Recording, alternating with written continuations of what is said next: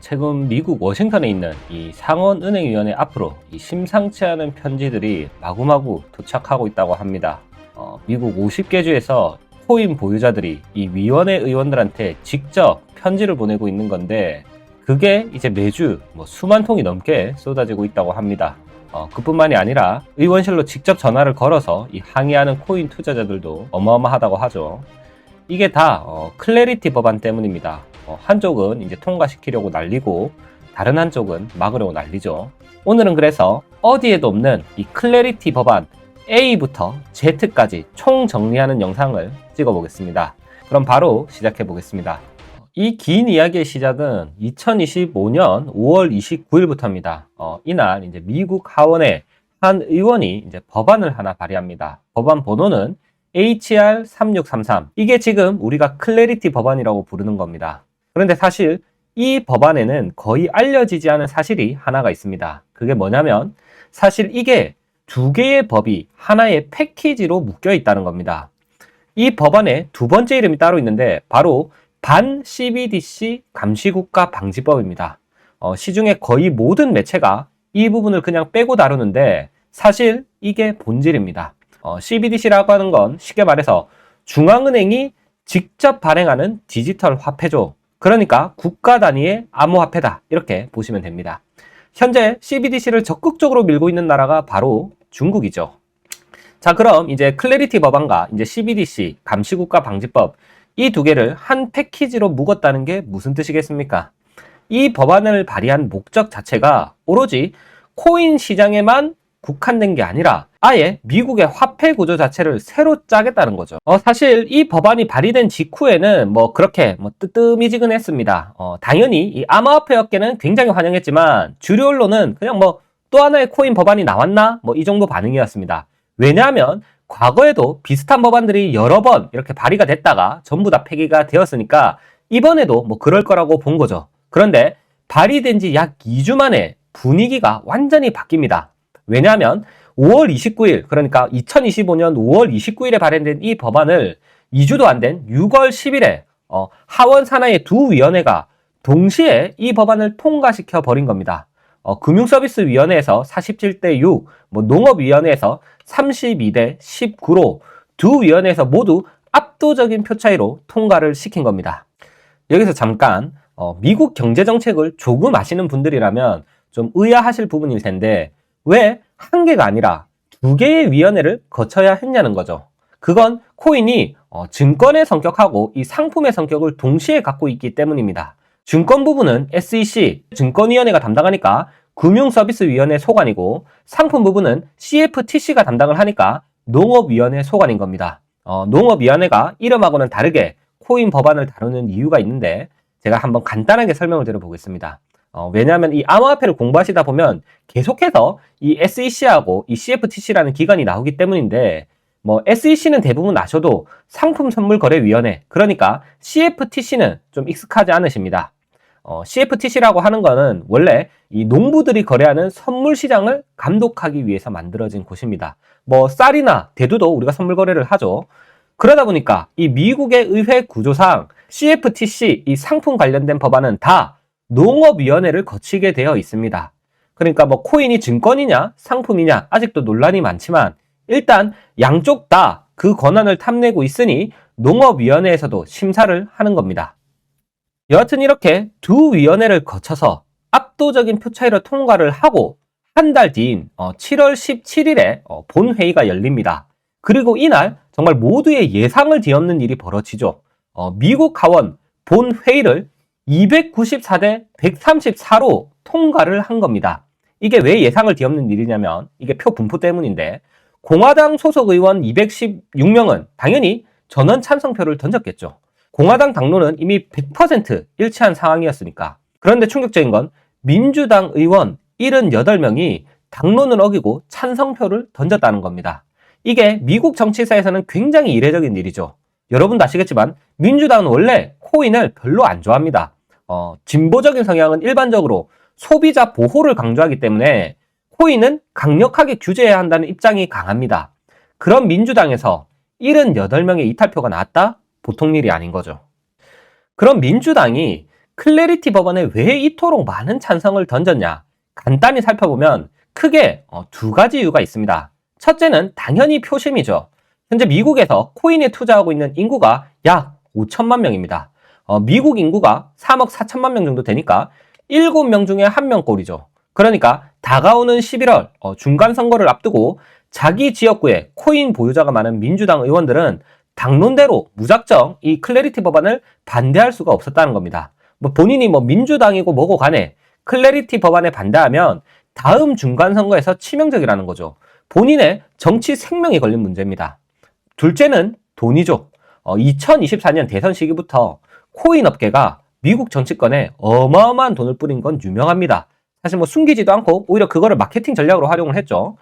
대표적으로는 이제 코인베이스, 그리고 리플랩스, 그리고 수많은 익명의 코인 부자들이 양당 의원들한테 한 사람당 거의 수백만 달러씩을 후원한 것으로 알려져 있습니다. 그러니까 최소 인당 수십억은 받아 먹었다는 거죠. 그리고 그 돈을 받은 민주당 의원들 입장에서는 민주당의 당론이고 뭐고 간에 후원자 뜻을 따르는 게 본인 정치 생명에 더욱 도움이 된다는 겁니다. 이렇게 크게 두 가지 이유로 이번에 민주당에서 대규모 이탈표가 나온 겁니다. 자, 그런데 여기서 의문이 하나 생깁니다. 클래리티 법안이 이렇게 압도적으로 통과될 동안 암호화폐를 반대하는 이 미국 전통 은행권은 뭘 하고 있었을까요? 상식적으로 이 월가의 어마어마한 로비 능력을 생각하면 가만히 있을 리가 없었을 텐데 말이죠. 여기에 정말 중요한 진실이 하나 숨어 있습니다. 바로 우리가 월가 하지만 실은 이 월가도 완전한 한 덩어리로 뭉쳐 있는 건 아니라는 겁니다. 미국 월가 안에는 크게 두 개의 진영이 있습니다. 첫 번째 진영은 전통 상업은행들이죠. 대표적으로는 JP모건 체이스, 뱅크 오브 아메리카, 웰스파고 같은 회사들입니다. 이 은행들의 비즈니스 모델은 굉장히 단순합니다. 우리한테 쥐꼬리만한 이자를 주고 예금을 받아서 그 돈으로 다른 이 돈이 급한 사람한테 비싼 이자로 대출을 내주죠. 쉽게 말해서 그냥 예대 마진 장사입니다. 이쪽 전통은행들은 그 차익으로 먹고 살고 있는 겁니다. 그러니까 우리가 은행에 돈을 맡겨야지 그 사람들이 돈을 굴릴 수가 있다는 거죠. 두 번째 진영은 이 자산운용사들입니다. 대표적으로는 블랙록, 피델리티 같은 회사들이 있겠죠. 이 회사들은 예금이 아니라 ETF나 펀드 같은 투자 상품을 만들어서 그 운용 수수료로 먹고 삽니다. 그러니까 이 두 진영의 입장에서 클래리티 법안은 완전히 정반대의 입장이라는 겁니다. 전통은행들은 결사 반대. 왜냐하면 코인이 합법화되면 사람들이 지금처럼 낮은 이자를 주는 자신들의 은행 예금을 빼서 높은 이자를 주는 코인으로 옮겨갈 게 뻔하니까. 반면에 사실 자산운용사들은 환영하는 입장입니다. 결국 사람들이 은행에서 돈을 빼면 어디로 가겠습니까? 암호화폐 쪽으로 온다면 비트코인 ETF나 토크나 펀드 같은 자기들이 만든 이 암호화폐 상품 쪽으로 오겠죠. 자기들은 거기서 나오는 운용 수수료를 떼는 게 이득이라고 보는 겁니다. 그래서 월가가 한 목소리로 클래리티 법안을 막지 못하고 있는 겁니다. 그래서 실제로 클래리티 법안이 하원을 프리패스로 이렇게 통과할 때 동안 자산운용사들은 거의 가만히 있었다고 하죠. 전통 상업은행 로비스트들은 막 반대를 하는데 그게 딱 어떻게 보면은 294대 134라는 표 차이로 드러났다고 봅니다. 자, 그럼 다시 이어서 7월 17일에 하원을 압도적으로 통과한 클래리티 법안은 그해 2025년 9월 중순에 상원으로 넘어갑니다. 정확히는 상원에 있는 은행주택도시문제위원회로 넘어간 거겠죠. 줄여서 이거를 상원은행이라고 부릅니다. 우리가 앞에 흐름만 보면은 이게 일사천리로 처리가 될 것 같았는데 사실 본격적인 문제는 여기서부터 드러납니다. 미국 상원 의원은 총 100명입니다. 하원이 435명인데 상원은 100명인 거죠. 훨씬 적습니다. 그런데 권한은 훨씬 막강하죠. 실제로 영향력을 보면 단순 계산만 해도 상원 의원 1명이 하원 의원 4, 5명을 합친 것보다도 강력합니다. 그래서 미국 정치권에서 이 상원 의원을 흔히 정치계 귀족이라고 부르죠. 실제로 아주 오래 전부터 집안에서 집안으로 이어져서 세습처럼 대물림되는 경우가 많은데 그 흐름 때문에 상원 의원들은 앞서 말한 월가의 거대한 전통을 가진 은행들과 관계가 매우 끈적끈적합니다. 이걸 미국에서는 아예 리볼빙 도어, 회전문이라고 부르죠. 이게 무슨 뜻이냐면 상원 의원이 임기를 마치면 월가 로비 회사로 가서 1년에 수십억의 연봉을 받습니다. 반대로 월가의 임원들은 정부 고위직으로 들어간다는 거죠. 양쪽이 이렇게 회전문처럼 빙글빙글 돌아가면서 자리를 바꿔서 우리가 회전문이라고 부릅니다. 그러니까 상원 의원들이 이 월가 입김을 거스르기는 어렵다는 겁니다. 임기 끝나고 갈 자리가 거긴데 어떻게 거기랑 척을 지겠습니까? 우리나라로 따지면 정관예우랑 좀 비슷하지 않나? 그래서 이제 하원에서는 어떻게 보면은 표심을 의식한 의원들이 코인 업계 편을 들어줬었는데, 상원에서는 돈줄하고 자신의 미래를 의식한 의원들이 은근히 월가의 전통은행 편을 들어주기 시작한 겁니다. 그래서 급격히 진행 속도가 느려진 거죠. 하원을 그렇게 일사천리로 통과하고 올라왔는데 정작 2025년 내내 별다른 진전이 없었던 이유죠. 실제로 당시에 이 한국암호화폐판에서도 클래리티 법안을 되게 눈여겨봤다가 결국 우리 지니어스 법안만 조금 이슈화가 되고 클래리티 법안 관련해서는 이야기가 쏙 사라졌습니다. 그런데 뭐 불행인지 다행인지 올해 들어와서 드디어 유의미한 움직임이 나옵니다. 상원 은행위원장 팀 스콧, 이분이 이게 자꾸 클래리티 법안이 지연이 되니까 열이 받았는지 아예 자체적으로 무려 278페이지짜리의 법안 초안을 공개한 겁니다. 하원에서 넘어온 이 법안의 골격은 유지하되 상원의 분위기에 맞춰서 일부 조항을 좀 손본 거죠. 그러니까 야야, 너희들이 뭐 때문에 민기적거리는지 다 알아. 그래도 통과를 안 시킬 순 없으니까 일부 손 좀 볼게, 이렇게 된 겁니다. 뭐 그래도 이렇게 조항을 손본 덕분에 1월 말에는 상원의 이 농업위원회가 우선 자기들 몫을 통과시키는 데는 성공을 합니다. 그런데 표 차이가 12대 11이었죠. 하원에서 압도적인 표 차이로 올라온 거하고 비교하면 사실 말이 안 되는 수치입니다.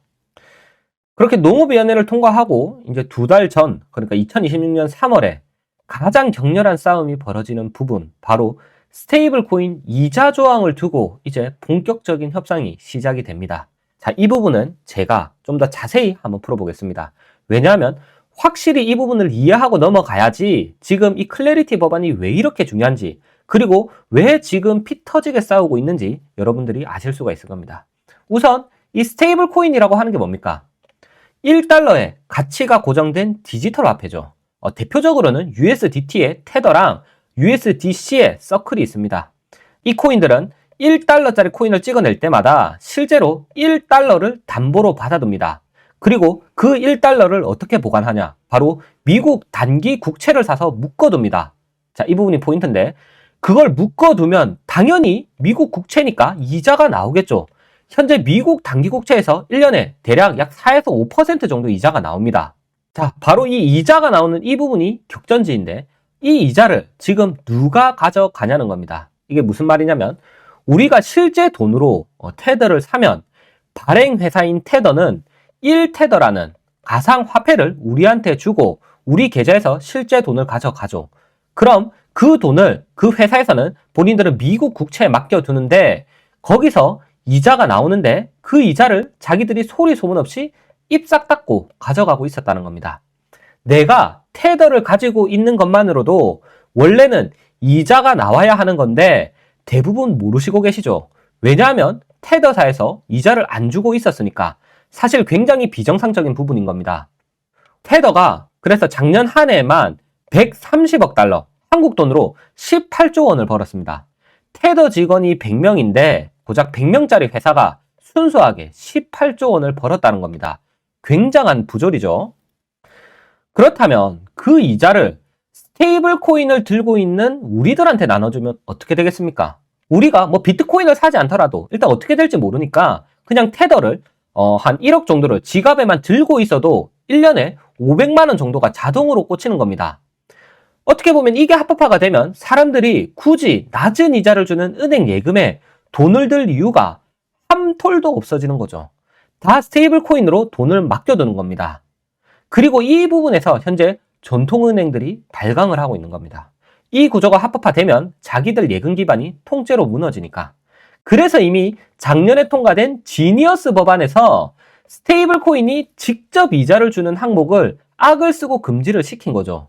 물론 대신에 리워드, 이 보상이라는 다른 이름으로 우회해서 지급하는 건 일정 조건 하에서 허용하기는 했지만 이게 사실 회색지대라서 애매한 부분이 많습니다. 그러니까 결국에 스테이블 이자 조항, 이게 클래리티 법안에서 어떻게 처리되는지가 가장 중요한 협상 포인트라는 겁니다. 그래서 이 협상의 포인트를 정확히 알고 있기 때문에 3월에 이 공화당 상원의원 톰 틸리스하고 민주당 상원의원 안젤라 알소브룩스가 절충안을 만듭니다.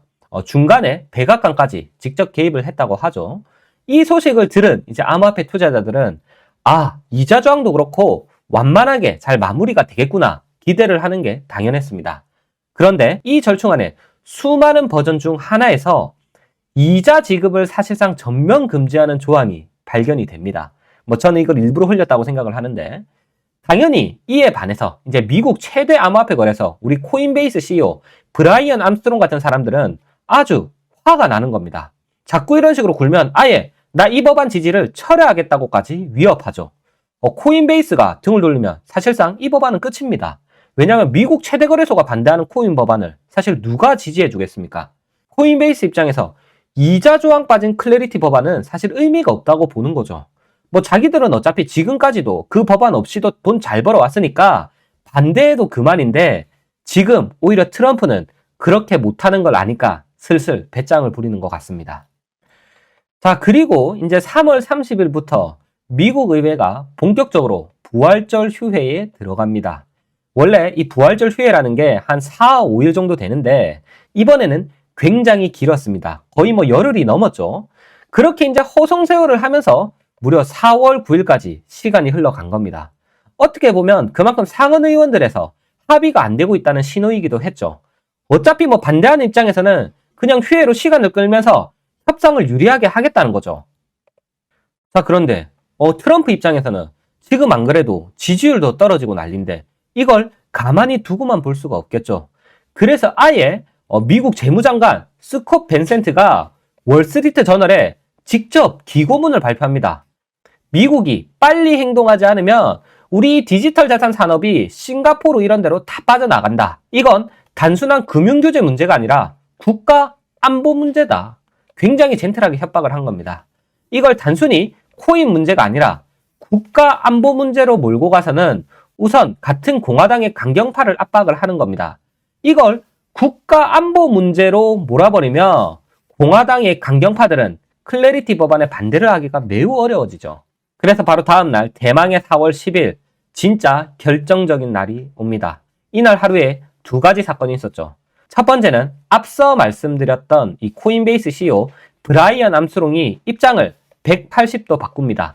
클래리티 법안에 아주 강력하게 공개 지지 입장을 밝힌 겁니다. 완전 못 박은 거죠. 아마 휴회 기간 동안에 자기들끼리 주고받은 게 있겠죠. 아마 이자 관련해서 다시 손을 봐서 코인베이스가 받아들일 수 있게 해줬다고 봅니다. 두 번째는 SEC 위원장 폴 애킨스가 이 프로젝트 크립토라는 합동 시행 인프라를 공개합니다. 그러니까 맨날 원수처럼 물고 뜯고 싸우기만 하던 SEC와 CFTC가 미리 손잡고 법안이 통과되기만 하면 즉시 시행할 수 있는 시스템을 구체화해놨다고 발표를 한 겁니다. 그래서 법만 통과되면 우리는 0일 차에 작동시킬 준비가 끝났다, 이렇게 발표를 한 거죠. 이건 100% 트럼프 입김이 들어갔다고 봐야겠죠.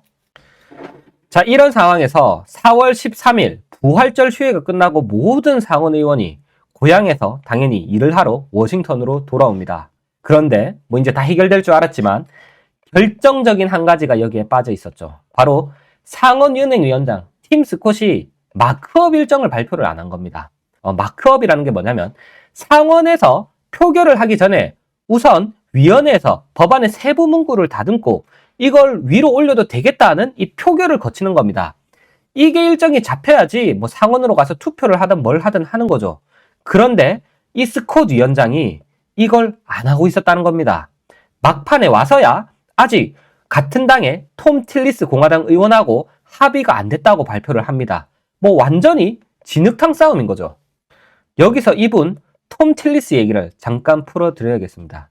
왜냐하면 이 사람이 지금 이 클래리티 법안에서 가장 중요한 발목잡이 역할을 하고 있습니다. 자, 톰 틸리스가 어떤 사람이냐? 노스캐롤라이나주 공화당 상원의원입니다. 그런데 노스캐롤라이나가 미국에서 바로 두 번째로 큰 금융도시를 품고 있죠. 바로 샬럿입니다. 그 유명한 뱅크 오브 아메리카의 본사가 있는 곳이죠. 즉, 톰 틸리스의 지역구가 바로 이 법안에 기를 쓰고 반대하는 전통은행권의 본거지라는 겁니다. 톰 틸리스 입장에서 공화당 당론이고 뭐 트럼프고 간에 지역구의 메인 사업을 박살낼 수는 없다는 겁니다. 그리고 이 사람이 이쪽 계열에서 로비를 얼마나 받아 먹었겠습니까? 아니나 다를까 이제 실제로 노스캐롤라이나 은행협회가 본인 산하의 회원은행들한테 톰 틸리스 이 의원실로 직접 전화를 걸어서 스테이블 코인 이자에 반대하라고 압박을 넣었다는 사실이 외부에 공개되었습니다. 그동안 뒤에서 몰래 하던 짓이 다 까발려진 거죠. 당연히 코인 업계 입장에서는 눈이 완전히 발칵 뒤집혔겠죠. 그래서 이제 디지털 챔버라는 이런 산업단체들에서 국회에 즉시 마크업 단계를 진행하라고 공개 서한을 보내고 있습니다. 심지어 이제 다른 오하이오주 공화당 상원 의원도 톰 틸리스한테 최후 통첩을 날립니다. 5월 말까지 클래리티 법안이 통과되지 않으면 디지털 자산 입법은 무기한 보류된다. 자, 이 정도 되면은 사실 앞서 이 톰 틸리스도 굴복할 만한데 얼마나 기존의 이 전통은행권들한테 받아먹은 게 많으면 결국 4월에 마크업 일정을 못 잡게 됩니다. 여러분, 이렇게 기존 은행들이 썩었다는 겁니다. 이런 걸 보면 꼭 코인 때문이 아니라고 하더라도 클래리티 법안은 통과되어야 한다고 저는 보는 거죠. 그 절대 권력, 미국 상원 의원들도 전통은행들한테 꼼짝을 못하고 있는 것만 봐도 동의하지 않으십니까? 그래서 바로 며칠 전 4월 30일 트럼프는 완전히 열이 받았습니다. 그래서 트루스 소셜에 글을 올려서 은행들이 이 법안을 인질로 잡고 있다 맹 비난을 했습니다. 사실 미국 대통령이 미국뿐만 아니라 어느 나라의 대통령이 자국 은행을 공개 비난한다? 사실 이거 정상이 아니죠. 보통 이러면 안 됩니다. 자기 나라 금융 시스템을 욕하는 대통령이 몇이나 될까요? 그런데 지금 그만큼 트럼프도 이 클래리티 법안에 사활을 걸었다는 겁니다. 자, 그럼 왜 도대체 트럼프가 이렇게까지 이 클래리티 법안의 진심인지 한번 알아보겠습니다. 단순히 이 코인 투자자의 표심을 얻으려고 사실 그렇게만 생각하면 너무 단순한 거죠. 진짜 이유는 훨씬 깊고 복잡합니다. 트럼프의 머릿속에는 이 법안 하나로 동시에 풀고 싶은 문제가 3개가 있다고 저는 봅니다. 첫 번째는 그 유명한 미국의 정부 부채 문제입니다. 지금 미국 정부 빚이 38조 달러를 넘습니다. 트릴리언 달러죠. 한국 돈으로 환산하면 5경 한 5천조 정도 되는 것 같은데 사실 무슨 단위인지 감도 안 잡히는 숫자입니다. 그런데 사실 부채에서 진짜로 무서운 건 이자죠. 공개된 이자만 해도 1년에 1조 달러가 넘어갑니다. 한국 돈으로 1,400조 원이 넘죠. 빚 갚는 이자가 국방비보다 큰 나라, 정상은 아니죠. 그런데 지금까지 이 빚을 누가 메꿔줬냐 잘 보면은 바로 중국하고 일본인데 얘들이 요즘에는 메꿔주기는커녕 자기들도 힘드니까 혹은 미국을 압박하는 용도로 특히 중국은 국채를 팔고 있는 상황입니다. 미국 입장에서는 얘들을 혼내주기 전에 우선 자기들 국채를 새롭게 매수해줄 이 자본력이 매우 절실한 상황인 겁니다. 그리고 트럼프는 그 자본력을 스테이블 코인으로 보는 겁니다. 아까 풀어드렸다시피 테더나 서클이 1달러짜리 코인 하나를 발행할 때마다 1달러치의 미국 단기 국채를 사서 담보로 묶어두죠. 즉 스테이블 코인 시장이 커지면 커질수록 미국 국채를 자동으로 사주는 매수자가 자연스럽게 늘어나는 구조인 겁니다. 현재 이제 스테이블 코인 시장 규모가 약 한 3,200억 달러 정도 됩니다. 그런데 이 클래리티 법안이 통과가 돼서 스테이블 코인이 본격적으로 합법화가 되면 이 시장이 조사에 의하면 5조, 10조 달러까지도 폭발적으로 커질 수 있다고 보는 거죠. 그러면 스테이블 코인 회사들이 자동으로 5조에서 10조 달러치의 미국 국채를 사주게 되는 거나 마찬가지라는 겁니다. 미국 정부 입장에서는 가만히 앉아서 부채를 받아줄 시스템이 자동으로 생기는 겁니다. 두 번째 문제는 바로 달러 패권이죠. 요 몇 년 사이에 자꾸 우리 브릭스 나라들이 모여서 탈달러 하죠. 브릭스는 브라질, 러시아, 인도, 중국, 남아공 이 영문 머리 글자를 딴 모임입니다. 이 나라들이 자기들끼리 무역할 때 달러 안 쓰고 우리들 자국 통화나 금으로 결제하자고 합의를 하고 있는 겁니다. 표면적으로 보면 달러의 힘이 흔들리고 있는 것처럼 보인다는 거죠. 물론 한 번 더 깊이 들어가면은 조금 상쇄되는 부분이 있기는 합니다. 예를 들어서 아르헨티나나 베네수엘라, 터키 같은 나라는 자국의 통화 가치가 폭락을 하니까 휴대폰으로 USDT 이런 스테이블 코인을 사고 있습니다. 이게 무슨 뜻이냐면 글로벌 외교 차원에서는 탈달러가 진행되고 있는 건 사실이지만 민간 차원에서는 오히려 디지털 달러가 영향력을 키워나가고 있다는 거죠. 그런데 여기서 한 가지 제가 짚어드리면, 그럼 왜 미국 정부가 스테이블 코인을 직접 안 하고 굳이 민간 회사한테 맡기려고 하냐는 겁니다. 여러분들이 충분히 그런 의문을 품으실 수가 있겠죠. 여기서 문제는 만약에 미국 정부가 직접 우리가 디지털 달러를 만들어서 화폐 가치가 폭락한 너희 나라에 쓰게 해주겠다라고 하면, 사실 아무리 그게 약한 나라라고 하더라도 다른 나라 정부들이 주권 침해라면서 즉각 차단할 거라는 겁니다. 그런데 테더나 서클 같은 민간 회사가 만들고 유포한다? 사실 크게 차단할 명분이 없다는 거죠. 그건 그냥 민간의 기술이니까. 이게 미국이 굳이 스테이블 코인을 민간 회사에서 만들려고 하는 이유인 것 같습니다. 세 번째는 당연히 돈줄과 표심이죠. 사실 가장 노골적이지만 정치하는 입장에서 절대로 무시할 수 없는 부분입니다. 5천만 명이 넘는 이 미국 코인 투자자 표부터 일론 머스크를 포함해가지고 실리콘밸리 기술 자본 쪽 정치 자금이 어마어마합니다. 그러니까 이 클래리티 법안이 트럼프 입장에서는 1타 3피의 문제를 해결할 수 있는 묘책이라는 거죠. 미국 국채 문제, 달러 패권 문제, 그리고 이제 지지자 문제까지. 그러니까 트럼프가 자기 나라 은행까지 싸잡아서 욕하면서 현재 이 법안을 밀어붙이고 있는 겁니다. 자, 그럼 이제 이 법안 안에 정확히 뭐가 들어있는지도 한번 풀어보겠습니다. 이 법안의 조항은 사실 수백 개가 넘는데 그 중에서도 가장 핵심적으로 세 가지만 알고 계시면 저는 된다고 봅니다. 첫 번째는 자산 분류 조항입니다. 법안에 어떻게 보면 가장 핵심적인 부분이죠. 이 법안에서는 모든 코인을 현재 세 가지로 분류를 합니다. 첫째, 디지털 상품. 둘째, 투자 계약 자산. 셋째, 결제용 스테이블 코인. 우선 디지털 상품이 뭐냐? 비트코인이나 이더리움처럼 충분히 탈중앙화돼서 더 이상 이제 특정 회사나 재단 노력에 의존하지 않는 자산은 상품으로 보자는 겁니다. 그냥 조금 풀어주라는 거죠. 반대로 이제 투자 계약 자산은 이건 아직 안정화가 안 돼 있으니까 SEC라는 빡빡한 규제기관 관할로 들어가라는 겁니다. 결제용 스테이블 코인은 별도로 지니어스 액트에서 다룬다는 거죠. 이 분류가 사실 수많은 코인들 입장에서는 이제 생사의 문제가 되어버렸습니다. SEC 관할로 가면 이제 주식기업처럼 분기마다 수십 페이지 공시 자료도 내야 되고 내부자 거래도 검시를 받아야 되고 조금만 잘못해도 천문학적인 벌금을 맞습니다. 솔직히 말해서 코인 회사들이 이거 다 지키면서 사업하는 게 사실상 불가능하겠죠. 반면에 좀 널널한 CFTC 이 상품 쪽 관할로 가면은 시장 조작이나 사기 같은 굵직굵직한 것들로만 감독을 받게 됩니다. 물론 어떤 코인이 SEC 관할에서 이제 CFTC 관할로 넘어가려면은 그 코인이 충분히 성숙했다는 걸 입증해야 한다고 합니다. 성숙했다는 게 무슨 뜻이냐면 더 이상 특정 회사나 특정 재단의 노력에 의존하지 않고 시장의 이 자율적인 힘으로 굴러간다는 겁니다. 그 대표적인 예가 비트코인이죠. 이런 코인은 더 이상 투자 계약이 아니라고 명확히 분류를 하는 겁니다. 클래리티 법안은 어떻게 보면 이 성숙도를 판단하는 구체적인 기준을 제시한다는 데서 진짜 의미가 있는 거죠. 그래서 이거를 클래리티, 명확성 법안이라고 부르는 겁니다.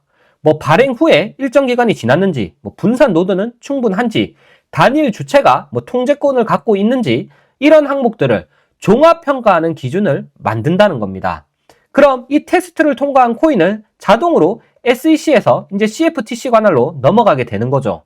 이게 왜 중요하냐면 특정 코인 입장에서는 이 테스트의 통과 여부가 곧 ETF 승인하고 직접적으로 연결이 되어 있기 때문입니다. 사실 비트코인하고 이더리움은 이미 ETF 승인이 됐죠. 그런데 다른 메이저 알트코인, XRP라던가 솔라나라던가 라이트코인 같은 메이저 알트코인들은 아직 현물 ETF가 없습니다. 왜? SEC가 이 코인들은 증권일 수도 있다면서 승인을 무기한 미루고 있기 때문이죠. 그런데 이제 클래리티 법안이 통과가 돼서 이 코인들이 이 성숙도 테스트를 통과하게 되면 SEC가 바지가랑이를 붙잡을 명분이 없어진다는 겁니다. 그럼 당연히 이 메이저 알트코인 모두 현물 ETF로 승인이 나겠죠. 클래리티 법안의 두 번째 핵심 바로 디파이 면책 조항입니다. 디파이가 뭔지 짧게 풀어드리면은 그냥 은행 건물도 그냥 은행 직원도 없이 컴퓨터 코드만으로 24시간 굴러가는 우리가 생각하는 암호화폐 그 자체의 시스템입니다. 암호화폐에서 어떻게 보면 제일 중요시하는 탈중앙화 그 자체의 금융 시스템이죠. 대표적인 예가 뭐 유니스왑, 에이브, 컴파운드 같은 곳입니다. 그래서 이제 클래리티 법안의 디파이 면책 조항은 이제 뭐 단순히 뭐 코드 짜고 배포한 그런 개발자, 그리고 이제 블록체인 네트워크를 유지하려고 이제 컴퓨터를 켜둔 뭐 노드 운영자한테는 거래소 등록 의무나 신분 확인 의무를 면제해 주자는 겁니다.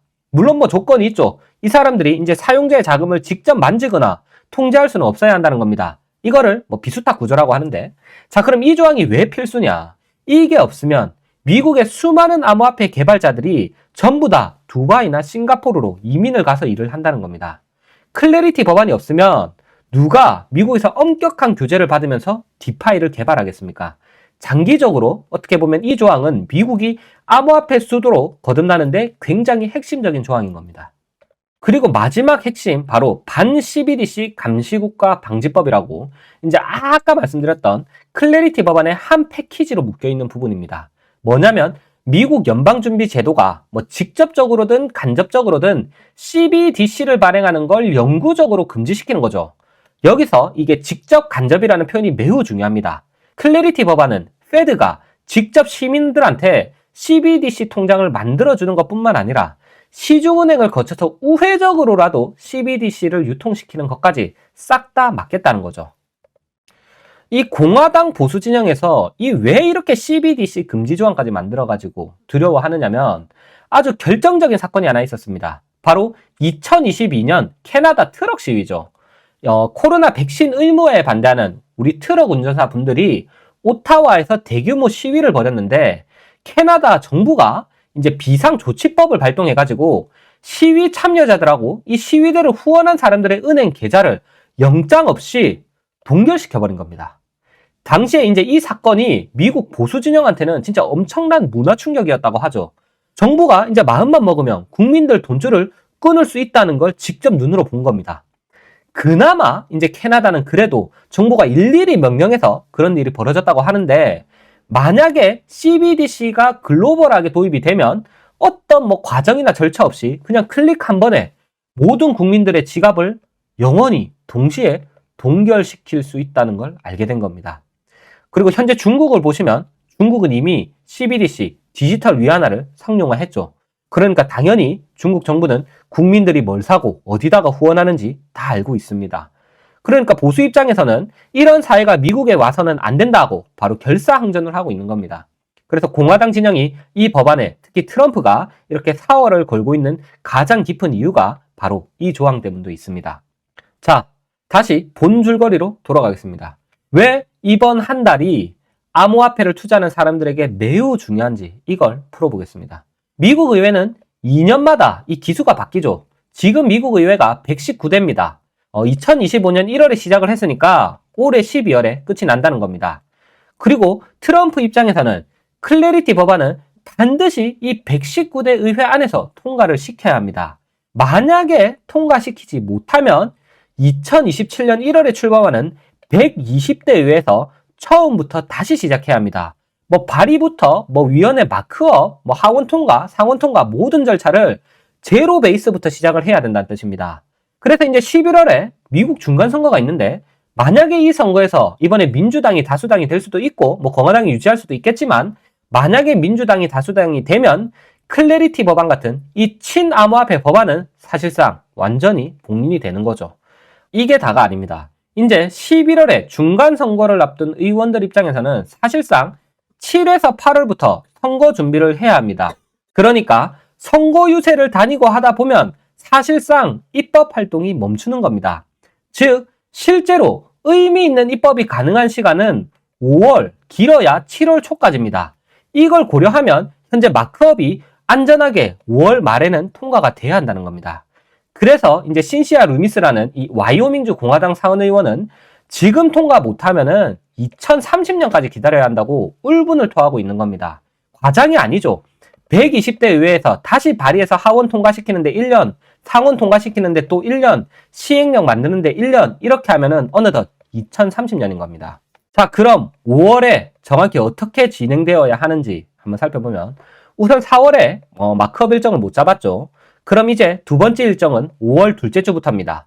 위원회 통과가 5월 초 중반에는 최소한 잡혀야지 5월 21일 메모리얼 데이, 휴회 전에 위원회를 통과시킬 수가 있고 6월에 본회의 표결까지 갈 수가 있습니다. 그래야 7월 안에 트럼프 책상 위에 올라간다는 겁니다. 그러니까 지금 5월 상원은 둘째치고 위원회부터 얼른 통과해야 한다는 겁니다. 만약에 5월 둘째 주에도 위원회에 마크업 일정이 안 잡힌다. 그땐 사실상 게임 오버라고 보는 쪽이 많습니다. 물론 이제 11월 선거 후에 12월에 열리는 라마덕 세션에서 마지막 시도가 가능할 수 있다고 봅니다. 라마덕이 뭐냐면 임기가 끝나가는 의원들끼리 모이는 어떻게 보면 마지막 회기 같은 겁니다. 라마덕이 절름발이 오리라는 뜻이죠. 끝발 떨어졌다 이런 겁니다. 그래서 이제 실제로 미국 역사를 잘 보면은 라마덕 섹션에서 이렇게 큰 법안이 통과될 전례는 거의 없습니다. 자, 그럼 이제 가장 많은 분들이 궁금해하실 부분을 한번 파헤쳐 보겠습니다. 일단 통과될지 안 될지는 모르지만 코인 투자를 하는 우리들 입장에서 만약 이 법안이 통과가 되면 어떤 코인들이 가장 큰 수혜를 받는지는 당연히 미리 알고 가야 할 겁니다. 자, 그래서 제가 한번 정리를 해드릴게요. 자, 첫 번째로는 그랜드파더 조항에 직접 수혜를 받는 코인들이 있겠죠. 그랜드파더 조항이라는 게 뭐냐면 미국 법에서 자주 쓰이는 표현인데 이미 시장에 자리 잡은 기존 자산들에는 세 규제를 그냥 소급 적용하지 않는다 이런 의미입니다. 쉽게 말해서 이 조항 덕분에 이미 시장에 자리를 잡은 이런 XRP 같은 메이저 알트코인들은 별도의 심사 없이, 그러니까 성숙도 테스트 없이 자동으로 CFTC의 규제가 가벼운 쪽으로 넘어갈 거라는 겁니다. 그럼 당연히 가장 큰 수혜자는 XRP일 겁니다. 어떻게 보면 이 법안이 없어서 XRP가 SEC하고 4년, 5년에 가까운 소송을 끌어온 거죠.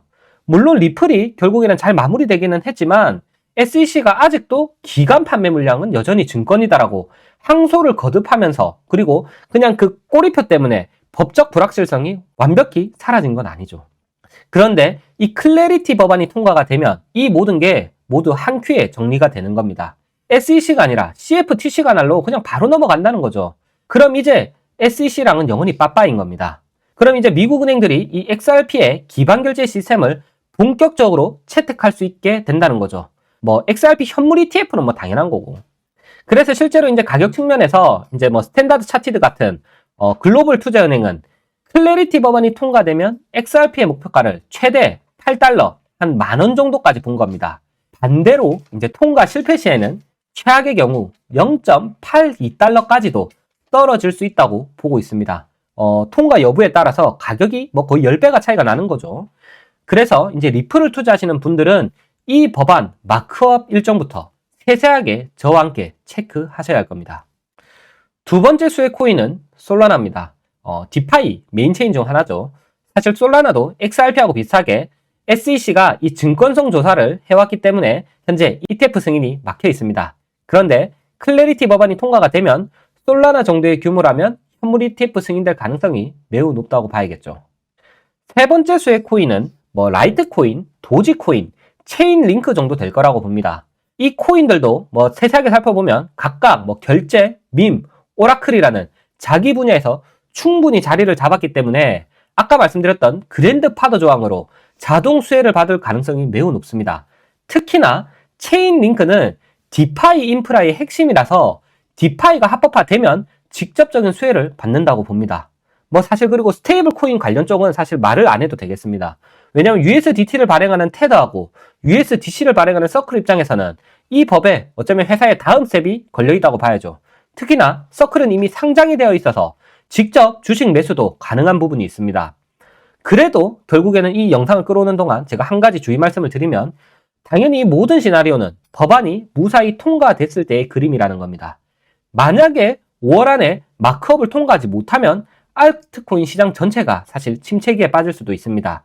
그래서 지금 어떻게 보면 이 암호화폐 전체 시장이 나스닥을 따라서 크게 못 오르고 그렇다고 어떻게 보면 크게 빠지지도 않고 박스권에 있다고 봅니다. 오늘 영상 클래리티 법안에 대해서 아주 자세히 풀어보았습니다. 법안의 통과 여부에 따라서 당연히 코인 시장이 크게 오르던 떨어지던 할 겁니다. 그런데 사실 암호화폐를 투자하시는 분들, 특히나 저처럼 길게 보시는 분들이 가져가셔야 할 핵심은 클래리티 법안 역시도 그냥 지나가는 바람에 불과하다. 이 법안이 통과되던 말던 역사적 흐름이 어디로 가는지를 보면 저는 그 답이 이미 결정되어 있다고 봅니다. 디지털 자산이 제도권으로 들어오는 건 이미 현실화된 사실이죠. 클래리티 법안은 그 속도가 얼마나 빠를지 느릴지 결정할 뿐이라는 겁니다. 차트에 대한 구체적인 분석은 제가 매일 오전 라이브를 통해서 풀어드리고 있습니다. 구독하시고 앞으로도 암호화폐에 관한 좋은 정보를 많이 받아가시면 좋겠습니다. 여러분은 이 클래리티 법안이 5월 안에 통과가 될 거라고 보십니까? 아니면 2030년까지 국회를 이리저리 표류할 거라고 보십니까? 댓글로 여러분의 생각을 자유롭게 공유해 주시면 감사하겠습니다.